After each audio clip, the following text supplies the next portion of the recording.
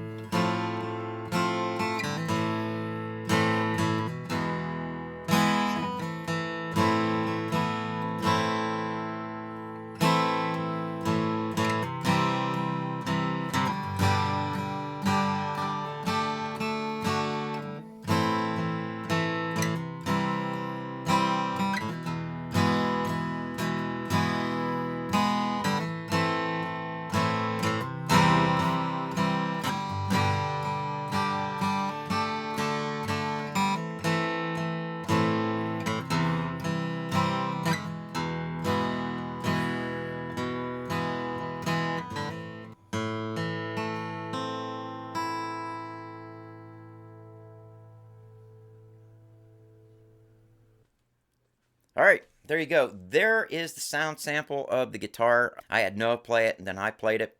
And just remember, guys, with me playing it, with my whole health issues and that, I can't play it as good as Noah or, as good as a lot of people out there. I love to play guitar for me, all right? That's it, just for me. It makes me happy.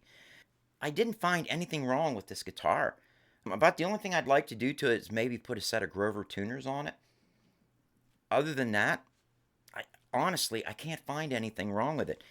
And again, I have to say, I can highly recommend this guitar to any of you out there looking for a Martin style guitar that's got that look, that's got the sound of a Martin D28, but just doesn't have that price tag.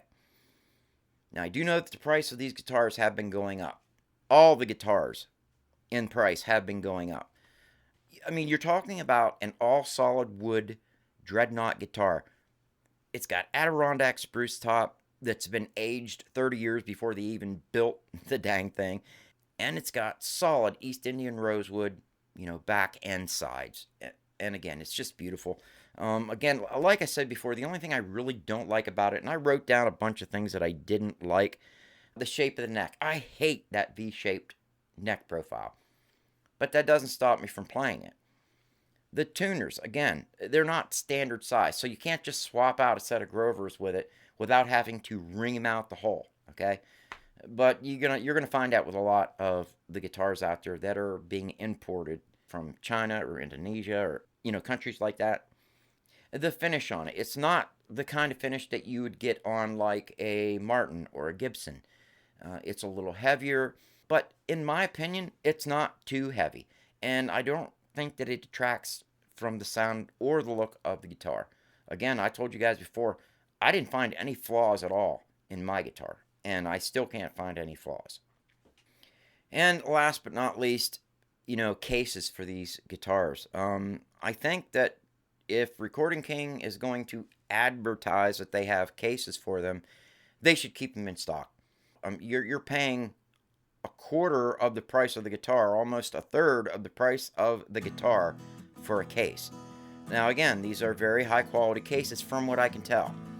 But there you go. That's the only things that I can ding this guitar on. Like I said, yes, I can highly recommend them today. Again, I don't want to make this a long video. I promised you guys I was going to try to keep it short. Don't forget, I have more videos coming on my Samsung Galaxy S22 Ultra. I want to do a separate video on just the cameras. So we're going to expect a video on that, and then I want to do a video on just the operating system on this and go over the theming that you can do on this phone, which again I think is awesome. I'm also going to do a video on some of the cases that they have out there.